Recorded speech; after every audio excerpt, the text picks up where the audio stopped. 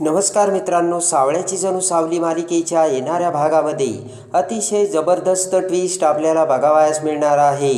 आणि आता अस्मीने जगन्नाथकडून पैसे घेत असताना सावलीचा काढलेला व्हिडिओ आता भर गुढीपाडव्याच्या दिवशी अस्मी जेव्हा आता तिलोत्तमा सारंग समोर घेऊन येते आणि म्हणते, बघितलं का हा व्हिडिओ तुम्ही नीट बघा। या व्हिडिओमध्ये जगन्नाथ या मुलीला बघा किती पैसे देतोय आणि या दोघांनी मिळून मेंदळ्यांच्या घरी या मुलीला पाठवलंय आणि दोघेही आता या मुलीला पैसे देत आहेत आणि त्या मुलीकडून काम करून घेत आहेत। काही जरी झालं तरी या मुलीला त्यांनी या मेंदळ्यांच्या घरी राहायचे सांगितलेलं आहे, म्हणून एवढा त्रास देत असताना देखील ही मुलगी या घरात कशी राहते हे सत्य मी तुमच्यासमोर घेऊन आले आहे असे आता अस्मी सगळ्यांना सांगून जेव्हा तो व्हिडिओ दाखवते त्याच वेळेस मात्र आता तिलोत्तमाच्या रागाचा भडका उडालेला असतो।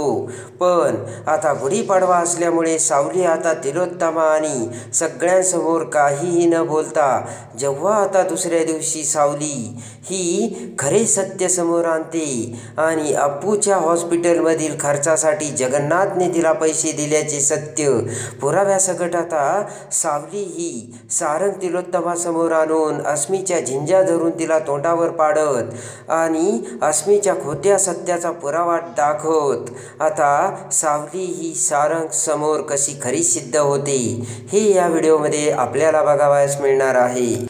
त्यामध्ये आता मेंदळ्यांच्या घरी गुढीपाडव्यानिमित्त आता सगळेजण जय्यत तयारी करतात।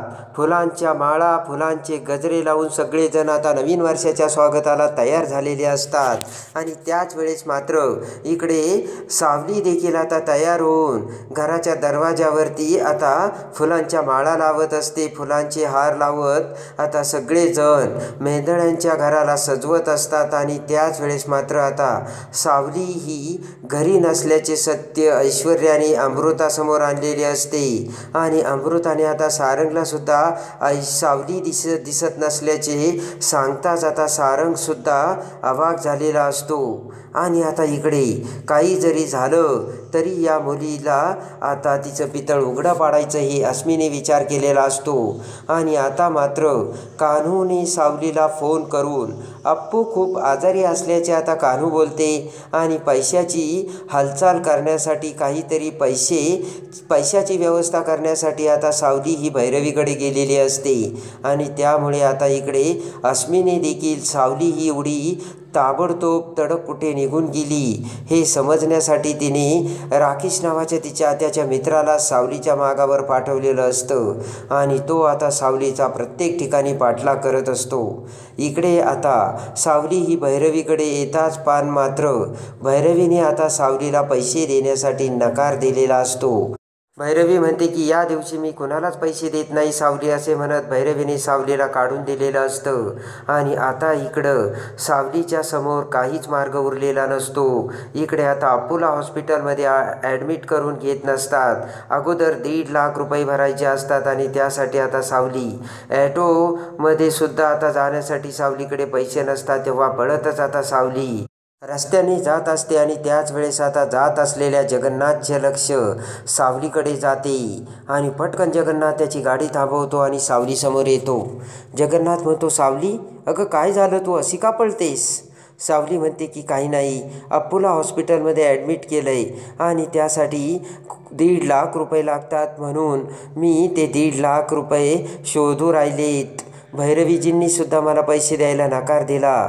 तर आता जगन्नाथ म्हणतो, एवढंच ना, मी करतो पैशाची व्यवस्था। सावली म्हणते की नको नको, तुमच्याकडून मी पैसे नको घ्यायला। तेव्हा आता जगन्नाथ म्हणतो की अगं सावली, मी तुला माझी मुलगी मानतो आणि मी तुझा बापच लागतो ना, तेव्हा मुलीसाठी आज एक बाप पैसे देतोय तर त्यासाठी तू नकार का देते? सावली म्हणते, हे बघा, तुमचे जर पैसे मी घेतले ना तर तुमचे पैसे मी घेऊ शकत नाही, कारण त्यामुळे सारंग सरांना वाईट वाटल। जगन्नाथ म्हणतो की आता कुणाला वाईट वाटल, कुणाला काय वाटल याचा प्रश्न नाही आहे सावली, हे बघ, आता तुला पैशाची गरज आहे आणि त्या पैशामुळे जर अप्पूचा जीव वाचणार असेल तर तू पुढचा विचार कशाला करतेस? आता तू माझ्याकडून हे पैसे घ्यायलाच हवे. आणि आता सावलीला देखील जगन्नाथचे म्हणणे पटलेले असते.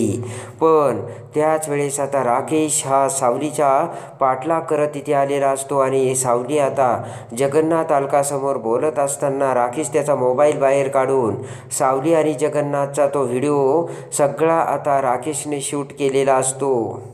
आणि आता जगन्नाथ पटकन आता सावलीला त्याच्या गाडीत असलेले 1.5 लाख रुपये आता सावलीला देतो आणि राकेशने व्हिडिओमध्ये जगन्नाथ सावलीला पैसे देत असल्याचे आता त्याचा व्हिडिओ काढून ते सगळा व्हिडिओ आता राकेशने इकडे अस्मीच्या मोबाईलवर पाठवलेला असतो. आणि इकडे आता पैसे घेऊन ताबडतोब सावली आता हॉस्पिटलमध्ये जाते आणि अप्पूला ॲडमिट करते. आणि आता अप्पूला ॲडमिट केलेली असते. आणि इकडे आता गुढी उभारण्यासाठी सगळेजण आता सावलीची वाट बघत असतात. सारंग म्हणतो की आई आपण काही वेळ वाट बघूयात. तर तिलोत्तमा म्हणते की अरे वाट कशाला बघायची आता, आणि तू त्या मुलीचा एवढा का विचार करतो? तिला जर काळजी असती तर ती घर सोडून गेलीच नसती सारंग. तेव्हा मला वाटतंय की आपण आपल्या घराची गुढी आता उभारायला पाहिजे. पण आता सारंगचे मन काही ऐकायला तयारच नसते. सारंग म्हणतो की आई आपण काही वेळ वाट बघूयात, नाही तर आपण दादा आणि वहिनीच्या हातातून गुढी उभारूयात. तर आता तिलोत्तमा म्हणते की नाही आता थांबण्यात काही अर्थ नाही आणि लगेच आता गुढी उभारायचीच.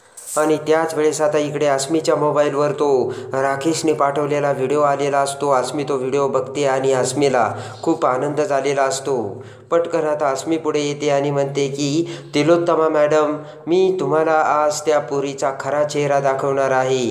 बघा आपण सगळेजण इकडे गुढीपाडव्यासाठी गुढी उभारण्यासाठी त्या मुलीची वाट बघत बसलोय. आणि ती मुलगी कुठे गेली माहिती आहे का तुम्हाला? जगन्नाथजीकडे गेली ती, जगन्नाथजीकडे, असे म्हणत आता अस्मी तो व्हिडिओ तिलोत्तमा सारंगला दाखवते. आणि त्या व्हिडिओमध्ये आता जगन्नाथ सावलीला पैसे देत असल्याची क्लिअर कट दिसत असते. आणि ते बघून आता तिलोत्तमाचा राग अनावर होतो.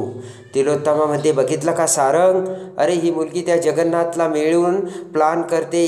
आणि बघ तो जगन्नाथ या मुलीला या घरात राहण्यासाठी पैसे देतोय. पैसे उगाचच नाही, ती माझा एवढा त्रास या घरात सहन करते आणि म्हणून इथे थांबली ती. बघितलं का तू? तर आता सारंग म्हणतो हे बघ आई हा व्हिडिओ बरोबर आहे, पण या व्हिडिओमध्ये नक्की सत्य काय आहे हे अजून आपल्याला समजत नाही आहे. पण सावली आल्यानंतरच ते सत्य कळलं. तर तिलोत्तमा म्हणते सारंग अजूनही तुला त्या मुलीवरच विश्वास वाटतोय का? तर तेव्हा आता लगेच तिलोत्तमा म्हणते की ते काही नाही सारंग, ही अस्मी खरी आहे आणि आजची पूजा तू अस्मीसोबत कर.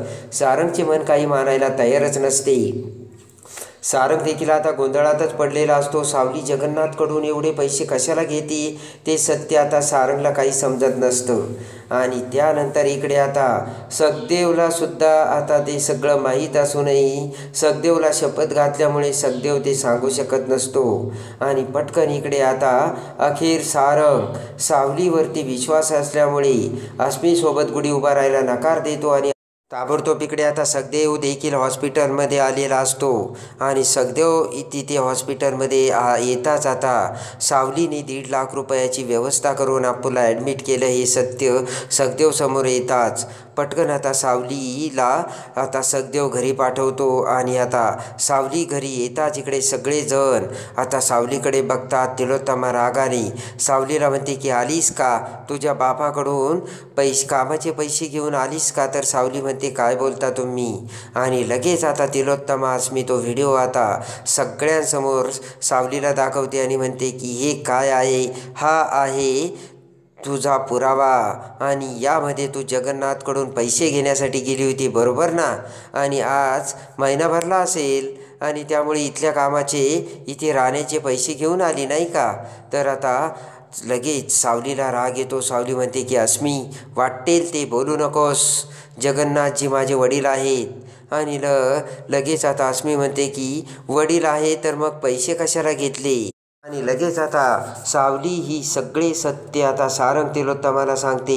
अप्पू खूप आजारी असल्यामुळे अप्पूला पैशाची गरज होती आणि त्यासाठी जगन्नाथजीने मला पैसे दिले. आणि मला माहीत होतं मी तुमच्याकडून पैसे घेऊ शकत नव्हते, म्हणून माझ्या मानलेल्या बापांनी म्हणजे जगन्नाथने मला पैसे दिले आणि त्यावेळेस माझ्यापुढे काही नाविलाज होता, कारण अप्पूचा जीवाचा प्रश्न होता आणि म्हणून मी ते पैसे घेतले असे म्हणत हॉस्पिटलमध्ये मधील सगळे पेपर्स आणि पैसे भरल्याची पावती आता सावलीने सारंगला दाखवलेली असते आणि त्या क्षणी सावलीचा खरेपणा तर अस्मीचा खोटेपणा सारंग समोर आलेला असतो आणि हीच खरी मेंदळ्यांची लक्ष्मी हे सारंगने अस्मीला दाखवून आता सारंग हा आता सावलीच्या हातून गुढीची पूजा करून गुढी उभारून लक्ष्मीच्या पावलांनी आता सारंगने सावलीला स्थान दिलेलं असतं. तर कसे वाटले सारंग सावलीचे प्रेम ते कमेंट्समध्ये नक्की कळवा आणि सावळ्याची जणू सावली मालिकेच्या डेली अपडेटसाठी